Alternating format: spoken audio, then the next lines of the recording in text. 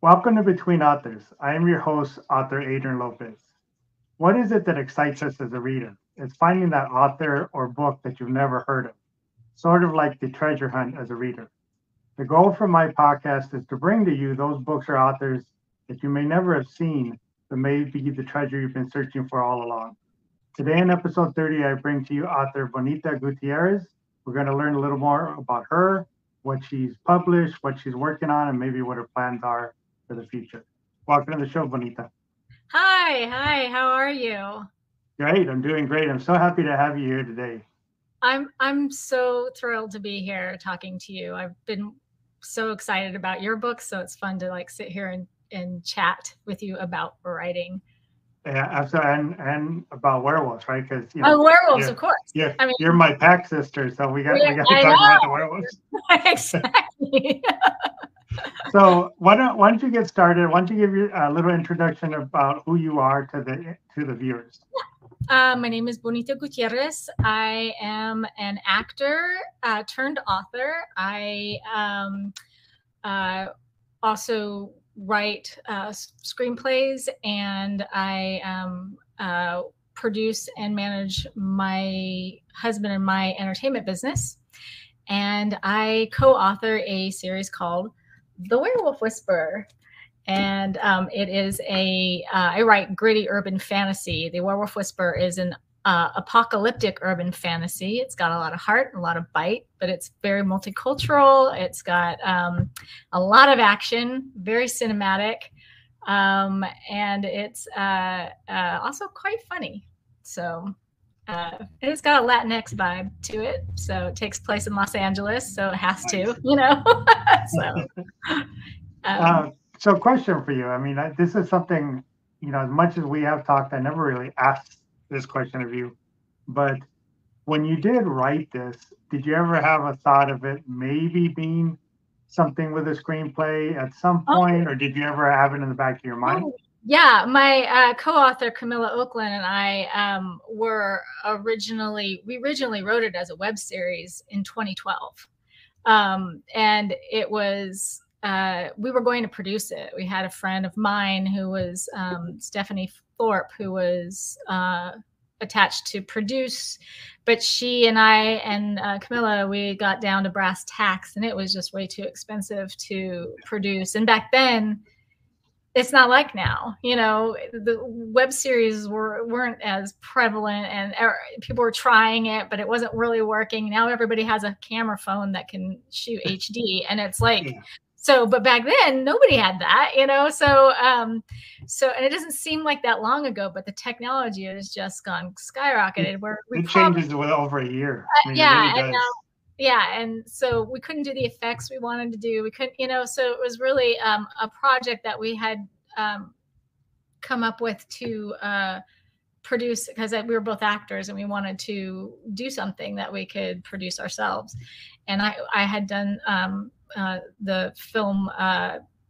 We had both done the short film circuit, and we both have award-winning short films, and we both did that kind of thing, and we were just looking for something to do. And Camilla had come up with a concept of what if a cop who is part of the LA ACTF, which is the Animal Task Cruelty Force Division, that they protect animals, and she is one part of that. What if that person happens to have an uncanny ability to control people who turned into werewolf-like creatures?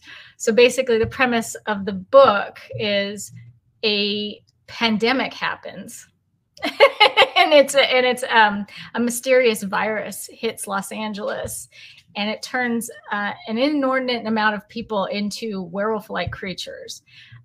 We categorize them as hounds, ferals, and werebeasts. Hounds are like doggy type people. They sort of look like puppy dogs, and ferals are more wolf-like, and your werebeasts are what you kind of traditionally think of as a werewolf. And Lucy Lowell is the police officer who we've come to discover has this weird ability to control them. And she teams up with her former CI, Sochi Magana, who is runs a cantina in East LA and is trying to get out of a bad situation, and is about to turn on her ex-boyfriend, and then this thing happens and people start turning into werewolves. And it goes through, it's a dual timeline story where you start out in the present, and these two women have teamed up and they've been working together now for 2 years. And then you find out through the past chapters, there's 2 timelines going on, how they became a team. And then they go on a mission during the first book that leads them into a bigger and more complex mystery about where the origin of this virus comes from, why it's happening, and why these two are integral to everything that's going on. And so, so then we had started out doing it. We took an outline of, originally we had 13 episodes of the first season, and we used that as an outline, and that became book 1 when we kind of went, well, what are we going to do with this? And I'd never written a book, but we went, sure, why not? Let's try it. I'd written scripts, I'd done other kinds of writing, but it was my first time doing something like that. And so I just plunged in, and we came up with a manuscript. We had it, finagled it and finessed it for about a year, and that was kind of, people were already self-publishing back then, but that was around the time where it was starting to get bigger. Yep. And so by 2014, we put it out ourselves. We're like, hey, why don't we just do that? And then we've just been writing it now since then. So it's been a long process, and we've got 2 more in the series left to go for it to be wrapped up. But we have about. So it's going to be a 5-book series? It's a 5-book series. We have The Werewolf Whisperer, we have The Alpha and Omega, and we have Blood and Bones, which is the last book that just came out. And the next book is called Tooth and Claw. And then we have 4 novellas in between. So the first 3 novellas are No Beast So Fierce, Beast Navidad, which is our holiday novella. It's very funny. Santa turns into a creature. It's very fun. And Beast Out of Hell, which is, I would say, is probably our darkest of the novellas. Mm-hmm. But and then those 3 stories take place prior to book 1, actually. Okay. And then the 4th novella is called Beast of the Dead, which is actually, I think it's kind of my favorite, because it's about Dia de los Muertos. So it's like it takes place, the past takes place during that, and then there's this bridge in the present that bridges book 3 to book 4. So if you just jumped in with that, you could get into book 4. But I hope you read the whole thing before you do that. Yeah.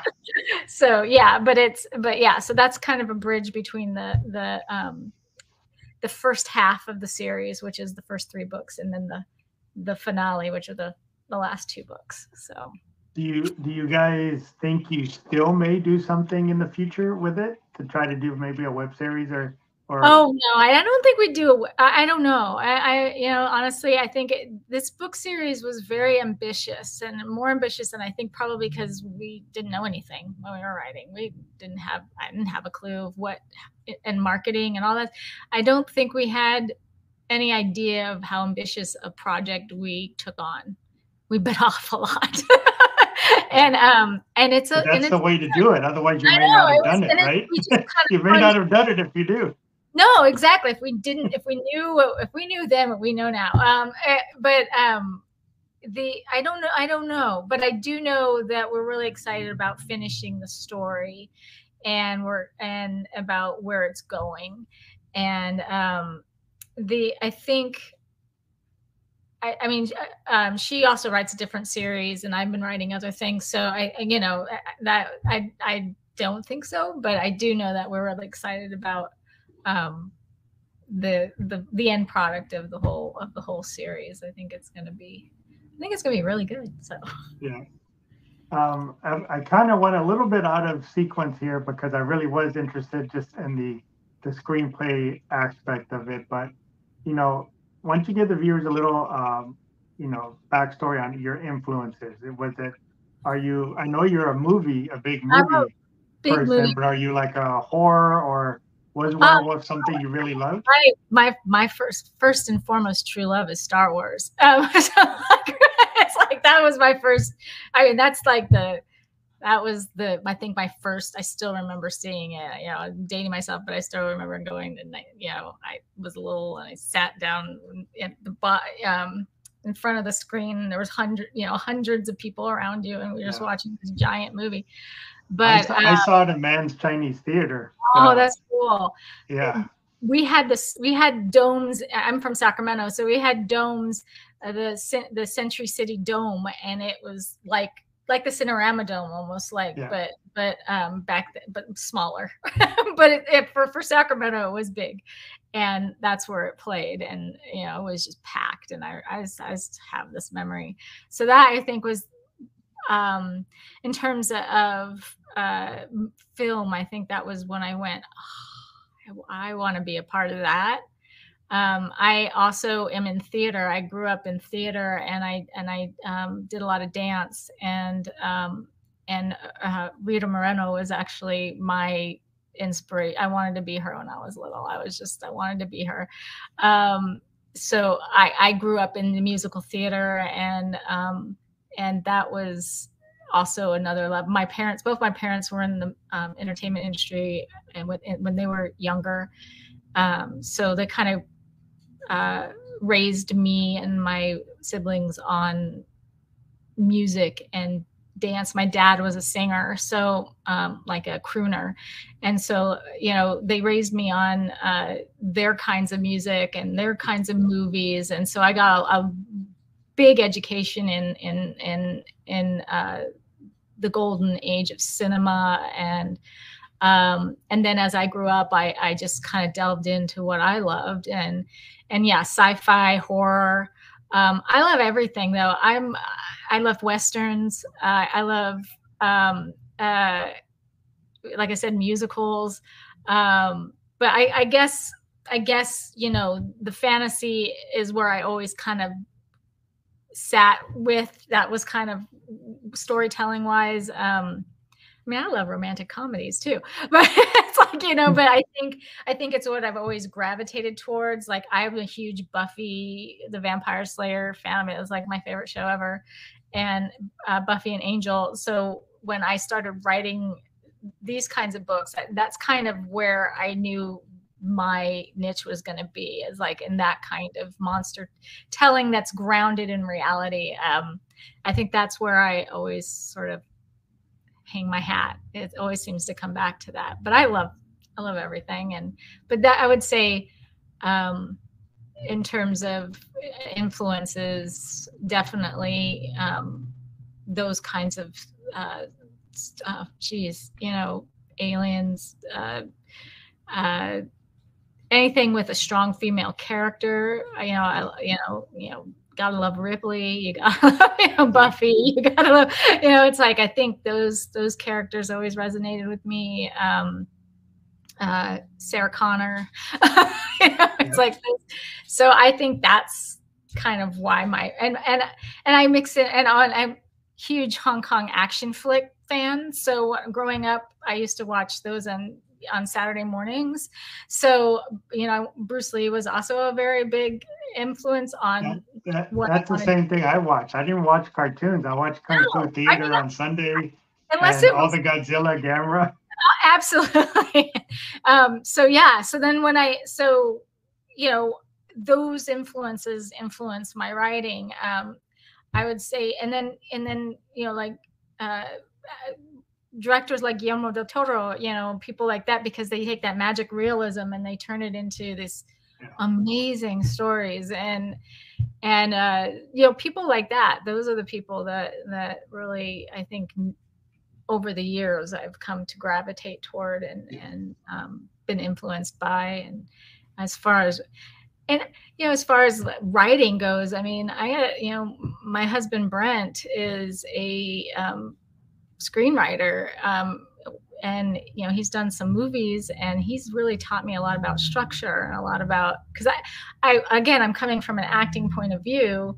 So when I decided to take on writing, you know, some things you got to learn, you know, you learn how to write an essay in school or whatever, but storytelling, you know, it's like, so he would help me break down movies. Like I would learn how to write story by breaking down films. Okay, this is act 1, this is the end act 1. Okay, here's the beginning act 2 into act 3, you know, in that way. I mean, I used to do that with plays in theater all the time, but visually, when you see it, it's like, okay, and I'm trying to translate that into writing a screenplay, then you have to look at it in a slightly different way than you would as an actor. But all of that is storytelling, you know. So my acting, everything, all culminated into writing books, which is something I never thought I'd ever do.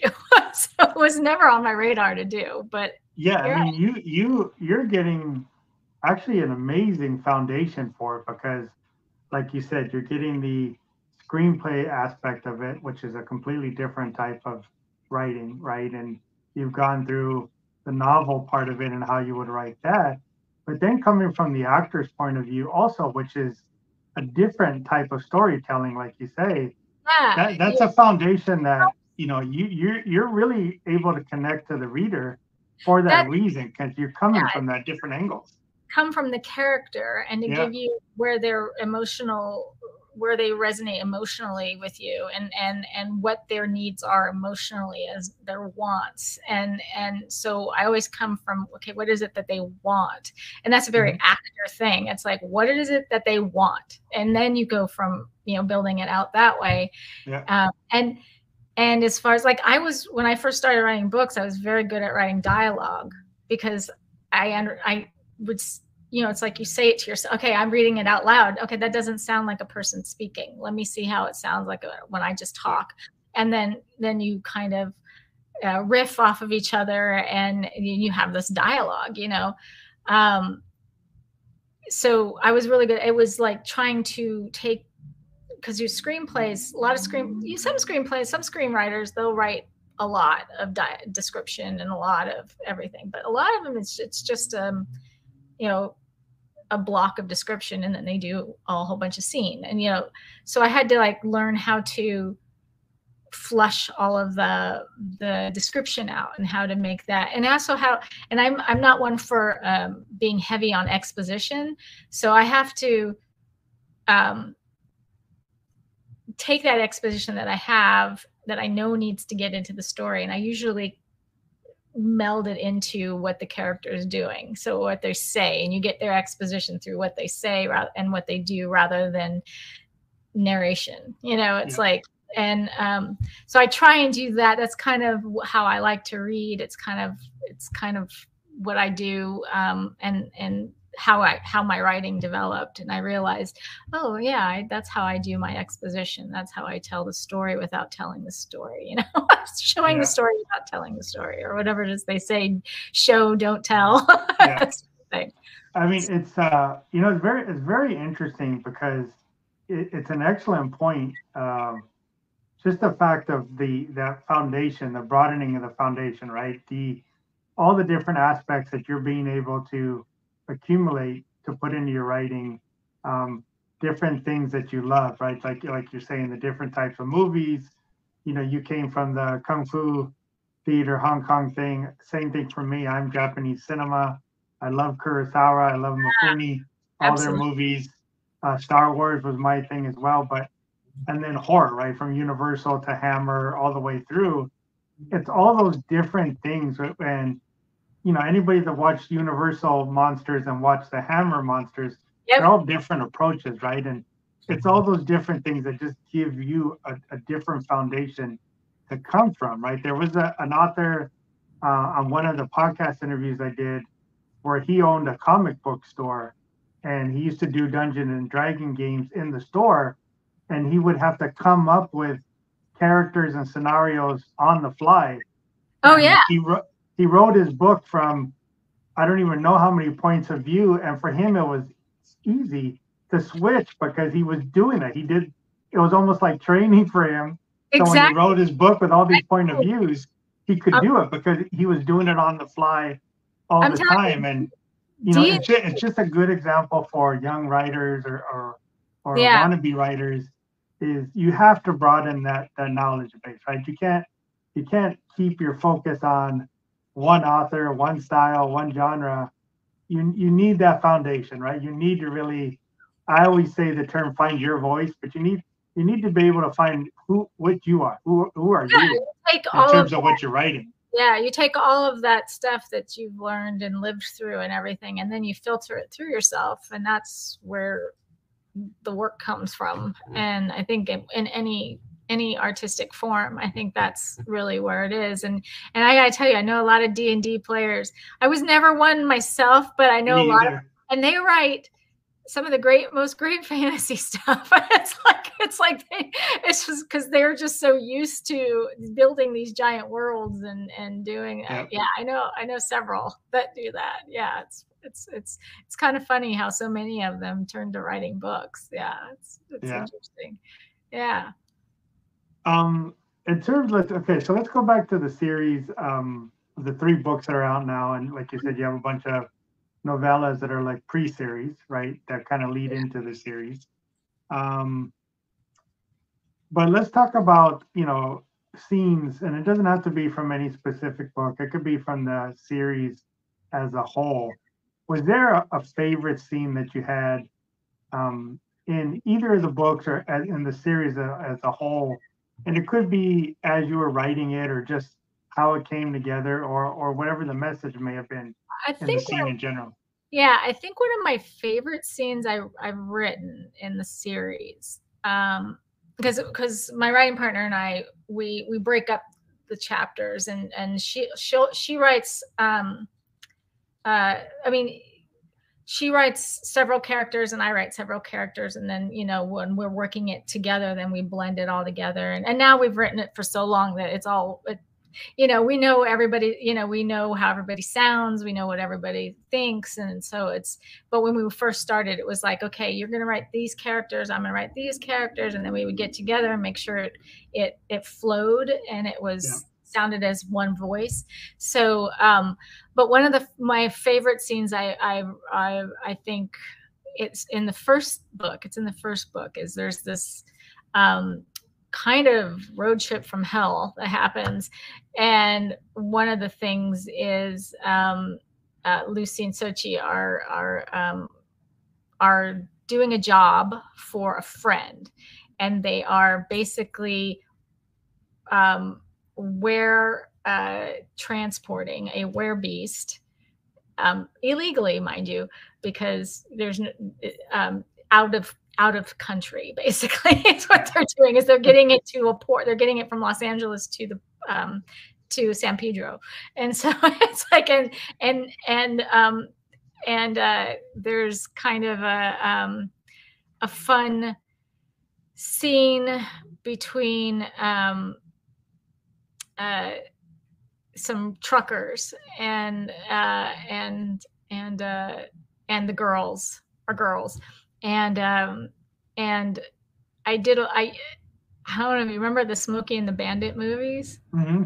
Yeah. So when I was little, my dad loved those movies. So we watched those movies a lot.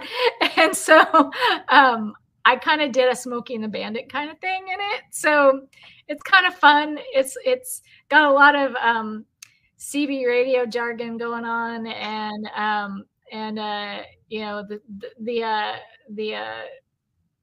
the truckers are helping the 2 women evade Smokey. So it's it's a lot of fun. It's a good scene. And it took me a while to write. I kept writing it, but I was really inspired when I hit what it was supposed to be. When I'm like, what is this going to be? What is this moment in this road trip from hell going to be? And when I went, oh, that's it. Then I had these characters that I built, and there's these 3 different fun, different kinds of truckers that we brought into the story that are still in the story.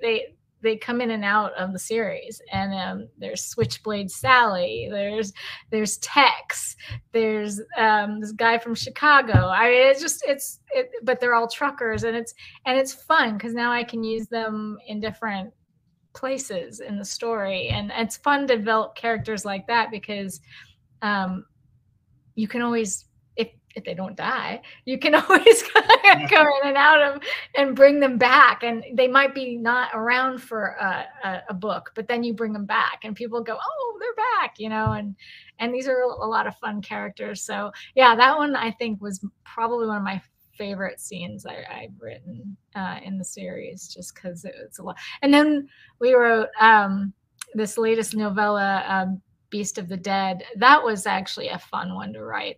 That actually, I had a lot of fun writing the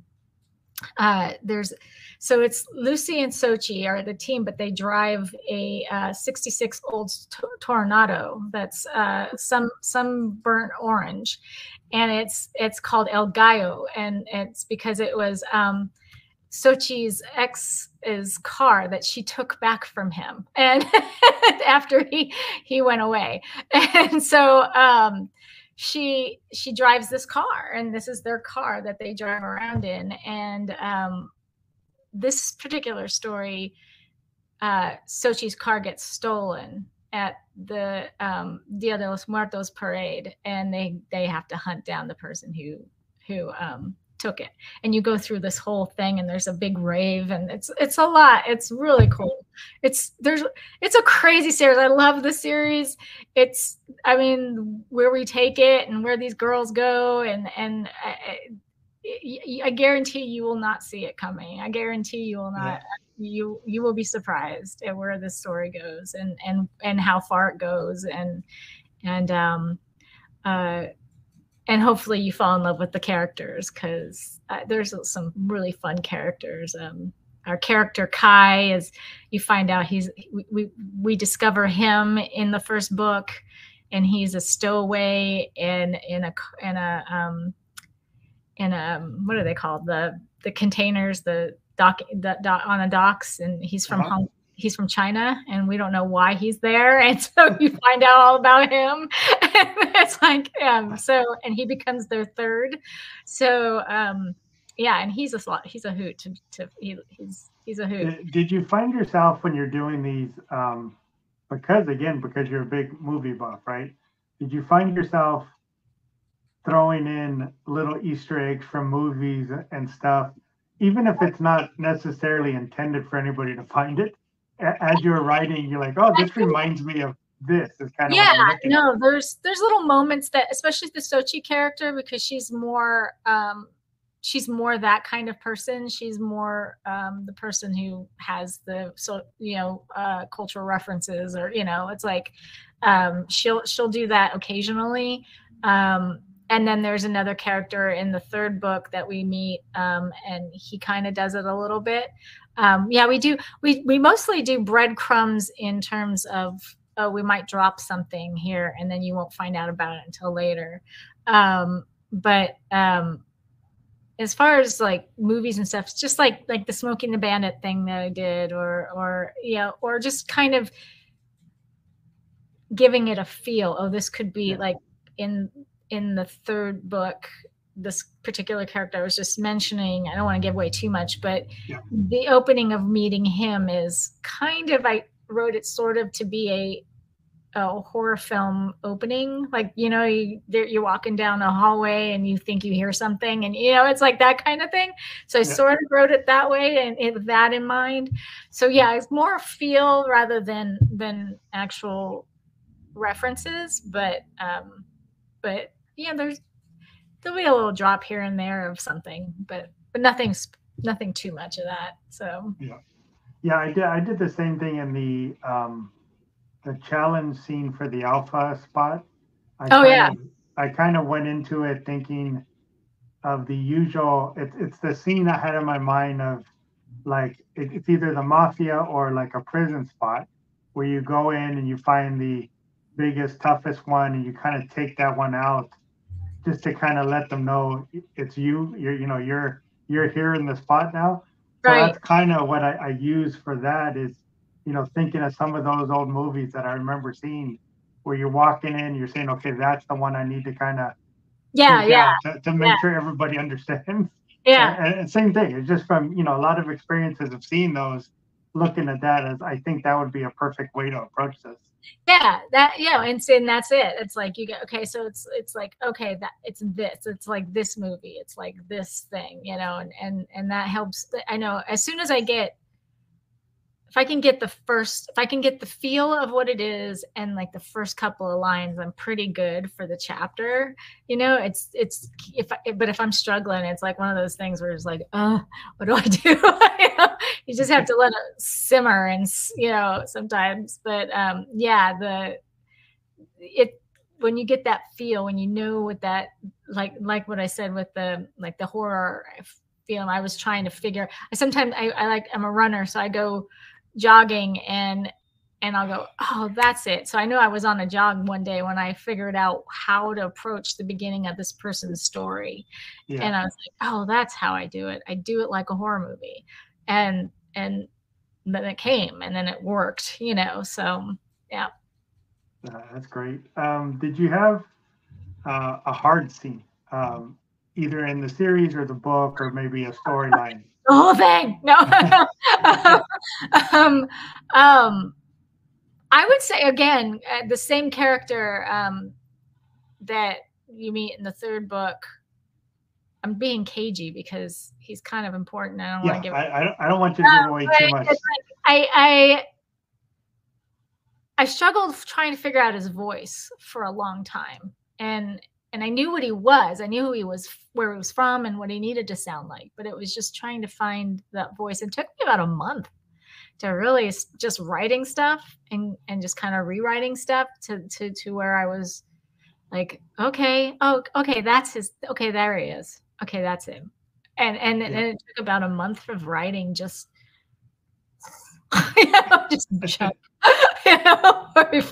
before I went, yeah, okay, that's who that person is. And so I would say, because the other characters, there's this character named Imogen. She's just a funny, crazy woman, and I love her, and she just comes easy. Like I know her voice. I know Imogen. Hi, yeah. I just know how she sounds. I know what she thinks. I know how, and then there's this other character. It took me a long time to figure him out. Right now we're writing the next book, and we've had some stops and starts, so that's been a challenge. But so it's when you stop and you start, you have a hard time getting a rhythm going. But we're starting back up again. So it's like but yeah, I would say that those kinds of things are the things that I find challenging, and that and I always tell my husband, like, you never told me writing was hard. It's so hard, and it really is. So if anybody's listening to this, it's hard. It's not easy to do. Yeah, and to do it well is, and it took me I mean, I always felt like I was a decent writer, but it took me a while to feel like, oh yeah, I can do this, and it's not as easy as just sitting down and writing. It's not. No, because sometimes it just is not there. You're sitting there, and it's like, okay, I know what this is, and if I'm struggling to get out 200 words, and if that, or a sentence, it's like, and sometimes I'm just happy. Okay, I figured that section out. I'm setting this aside, because sometimes you just, it's just not. If it's not coming, it's not coming. Yeah, it's not worth fighting it. No, and then you go away, and I always tell myself, I always try to remind myself that even if I'm washing the dishes and I've got these thoughts going through my head, that's work. I'm working out the story, you know. If I'm out jogging and I get an idea, I jot it down and it's working, you know. It's not, writing isn't just sitting down at a computer or at a pad or however you like to, you know, write. It's everything that goes along with it, you know. Yeah, it's interesting how sometimes it just comes to you out of nowhere. Sometimes. Sometimes it's just beautiful. Yeah, it really is. And then you're always striving to get that beautiful moment back. I think it's the same thing with acting. I think it's the same thing with any kind of art. Yeah. It's like you're always striving for that one. That's why I do this. That's why I drive myself insane all day long. Absolutely. That moment, and we're always chasing that beast. So being that this is mostly set in LA, East LA, like you said, part San Pedro, all that area.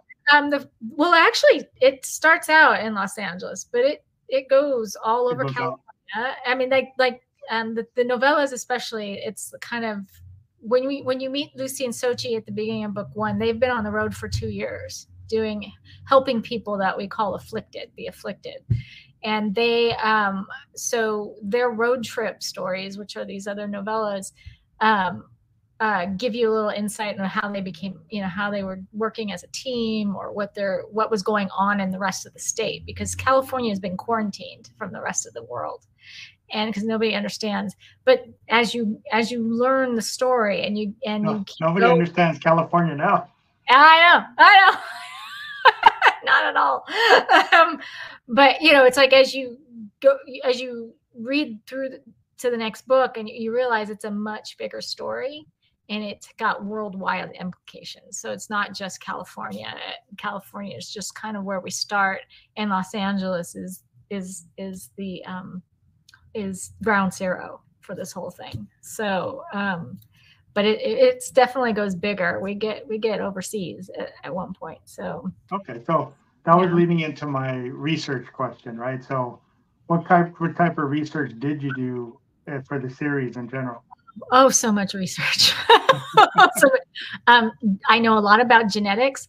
We were reading about mRNA before anybody knew about mRNA with COVID. We were doing research on mRNA because that's how the virus was initially spread genetically. It gets down to the genetics. It's spread through a virus, and then it unlocks something in certain amounts of people's DNA. So we did a lot of research.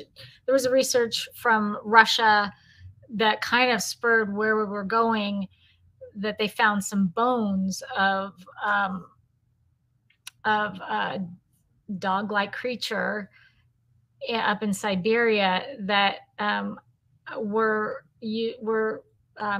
considered spiritual, like they think they were thought of as like a spiritual or a revered or kind of creature or something, you know, something that had to do with so that kind of spurred on a lot of the mystery behind the story. Was just reading an article about that. Then we went into a lot of DNA and genetics, and there's a lot of genetics in this. I mean, not in a way that you're going to get crazy bored or anything, but just in the sense that we had to learn a lot about that stuff just to make it easy and simple.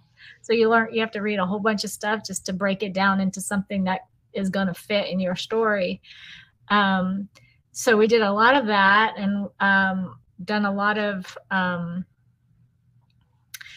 lot of research on science. There's a lot of science research that went down in this. Then I had to learn a lot of stuff about, because one of the characters likes to blow things up. So I had to learn how does one do that?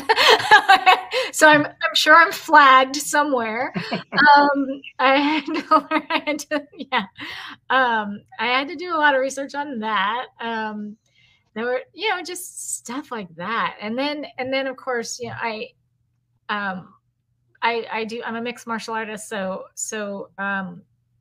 when I do fight scenes, it's not so much research. I guess just training is research in that way. Yeah. I mean, I train stick and knife fighting, so I Sochi does she has a pair of karambit knives that she absolutely loves, and karambit knives, for anybody who doesn't know, is a small knife that has a curved blade. So, and you hold it like this, and Yeah. it's when people do those fun John Wick action moments. So it's like, so she has a couple pair of those that she likes to use often,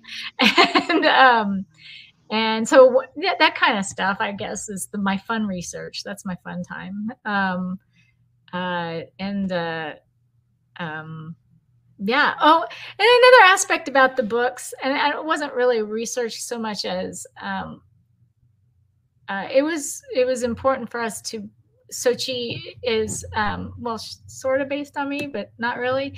But she light skinned Latina growing up in East LA. I didn't grow up in East LA. I grew up in North California, but we wanted to put her in that situation because it's a lot different being someone who has to walk a line between two worlds, and that's what she does. And so we wanted to really bring in the Mexican culture and my culture that I grew up with, and so there's a lot of Spanish in the book, but it's all we have what's called a Lobo lexicon in the back of the books that gives you all the vocabulary for anybody who doesn't, who's like, what does this mean?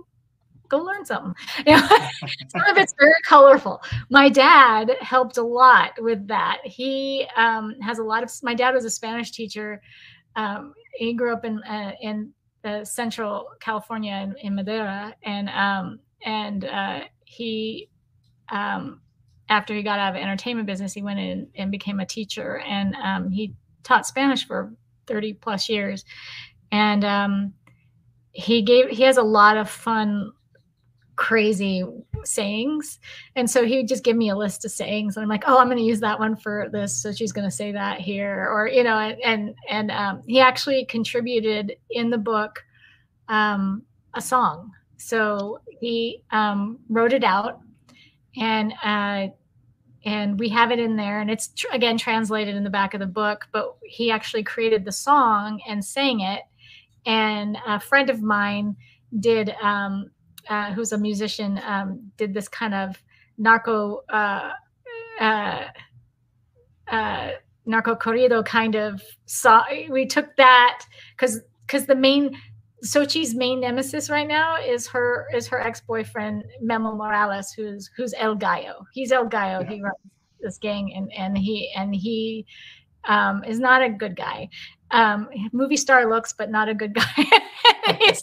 And so she and so he's kind of got this aura about him, and people have made this song about him, and it's called El Gallo Más Feroz, and that's the song's title. And he so my dad kind of wrote it. He took this old Mexican song that he liked, and he kind of used that as a template and sort of made the song for us, and it was kind of cool. So it was very cool to have my dad do stuff like, so he did a little bit of contributing to the books in his way, and if I didn't know how to say something, he would say, oh, I say, okay, Dad, how do you say this? It's like he would say, oh, you want to say it this way, you can't really say it that way. And so my dad did a lot of that's probably, I have to say, if I say anything about the books, that's my favorite thing about the books, is just being able to have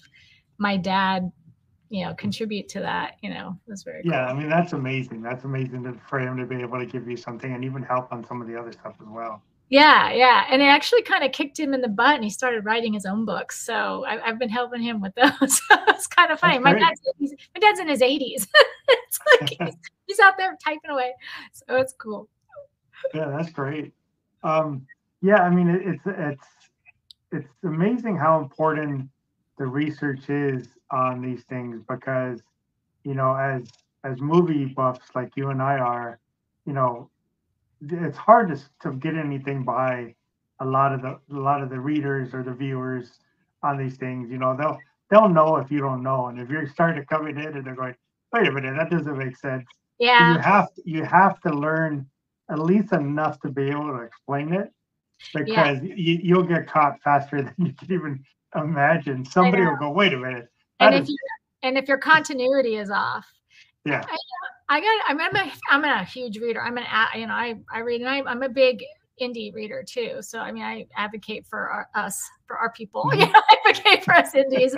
but it's like, yeah. But I can be like that too. It's like, that doesn't make sense. But it only makes me better because then I get very logic myself too. I get very like, oh, does that make sense? Does this track? Is that really gonna work? Oh wait, I did that. Oh yeah, I was writing. I'll tell you something that happened in the new book. I was like, doopity doo, I'm getting along and I'm writing around and this is going so well. And I completely forgot about something that happened 3 chapters earlier. I had to go back and rewrite everything because I messed up by not doing the thing I needed to do earlier. And so, yeah, that was one of those things. So I absolutely am very much on top of myself because I know what readers will feel like if they don't get what they want. If they see it, they can see it. And then yeah, you don't want, you want to help, you want to entertain at the end of the day, right? And you want them to be happy walking away from your books. So plus you're a Capricorn, so you're gonna hate it if you miss something and messed up. Yeah, I've got that kind of OCD thing going too. It's like, oh, that's not right. I gotta rewrite it. Oh, I'm gonna. And I have to force myself not to edit myself as I'm going, because I will continually edit myself, keep editing and editing, so then you don't get anywhere when you do that. That's the Capricorn craziness kicking in. Yep. That we all suffer from. We suffer from it, But then it also makes us very, we're very detail oriented too. Yeah. So we will get down to the nitty gritties there, and people, I think, appreciate that. So I'll tell myself. They do. So I know you're working on book 4 currently, correct? Right. And you plan to have book 5, right? So yes, that's kind of what you're working on now. 4 and 5 is your plan, something this year and next year, or a couple years? To have 4 out this year. We had some things happen in the last year, so we had to kind of stop for a little bit. But I hope we can hopefully get going again in the next couple of weeks, and then hopefully we can bang it out and get it done for the end of the year.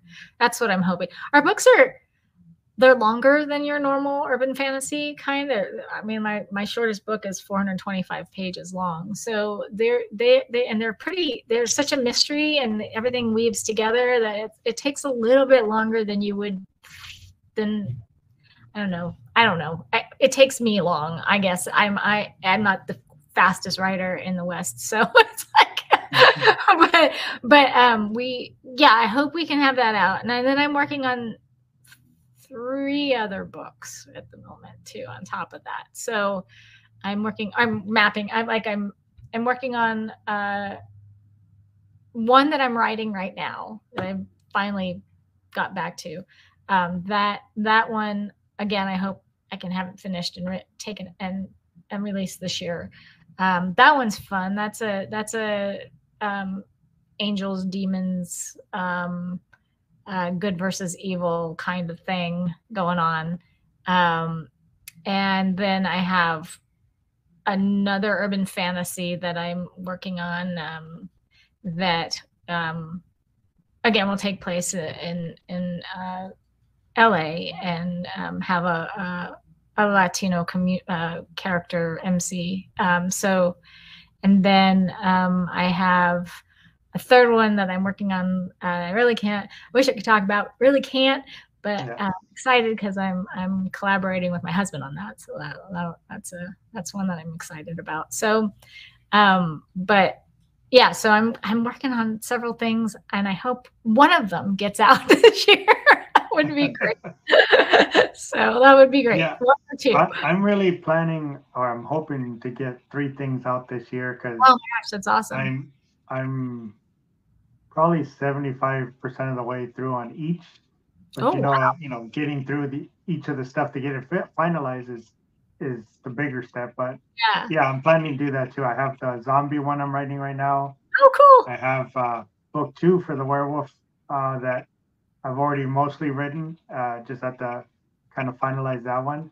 And then I have a horror short story collection that I actually have my take on La Llorona in there is one of the short Oh, stories. very cool. Very So, cool. and then another werewolf, werewolf that fights his way through hell is one of the short stories. So that's awesome.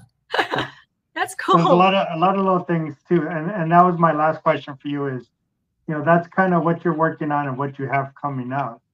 But, one of the things is there anything, like a writing goal, even though, like you said, it wasn't something you originally had planned on doing? Is there something you would like to kind of take on or try in the future, whether it's another genre or if it's a certain storyline you've always liked to yourself read that maybe you've never seen and just kind of attack? I actually have, and this is going to a screenwriting thing. I actually have a couple of romantic things, like in the vein of what's his name? Oh my gosh, I'm blanking. Oh my Lord, I cannot remember his name. There's an author. He wrote The Notebook. The author of The Notebook. Oh my gosh, I'm blanking. Anyway, I think it was David. Yeah, I'm blanking on his name. I'm sorry for anybody who loves The Notebook. I'll put it on the video when I edit this. Forgetting his name. You know what? I've got a device. I'm just going to look it up because it's going to drive me crazy, which is another Capricorn thing. Yeah, absolutely. Let's see. It's not telling me. Anyway, you know what I'm talking about. Oh, here we go. Nicholas Sparks. Oh, thank you, Nicholas Sparks. So it's kind of I have a couple of ideas, but they would be more screenplays that I've batted around for a very long time. Or very, very long time. And so I think that is something I would like to try and tackle, is doing more of that kind of genre, Nicholas Sparks romantics type of thing. But that would be more screenplay, I think. And then I'm kind of curious about doing about the what is it? On Amazon, you have the short stories that you can put up. Oh my God! Like the limited series. You're talking about KDP? Oh, Vella, Kindle Vella. I thought about that too. I haven't done anything with that yet either. No, I haven't either, but I'm curious about that. And then I want to desperately do a graphic novel someday. I desperately want to write a graphic novel someday, because we're comic book people. My husband got me. I think you would do great with that again because of your background, right? Yeah, because you're coming from movie screenplay. I have no drawing ability whatsoever, but I desperately want to do a graphic novel someday. Yeah. I really want to do a comic book series for my werewolf. Oh yeah, just because there's so much action in it. I think it would be perfect. But same thing, I can't draw either, so I need somebody to be able to do it for me. I mean, who does your cover? I got that out for Reedsy. Her name was Betty Martinez. She did great. I mean, I totally dig it.